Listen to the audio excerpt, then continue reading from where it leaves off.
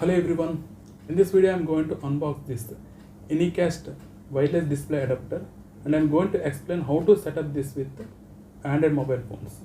This is not only compatible for Android, this is also compatible for iOS device and Windows devices. But in this video I will explain how to connect this to Android mobile devices. Let's get started.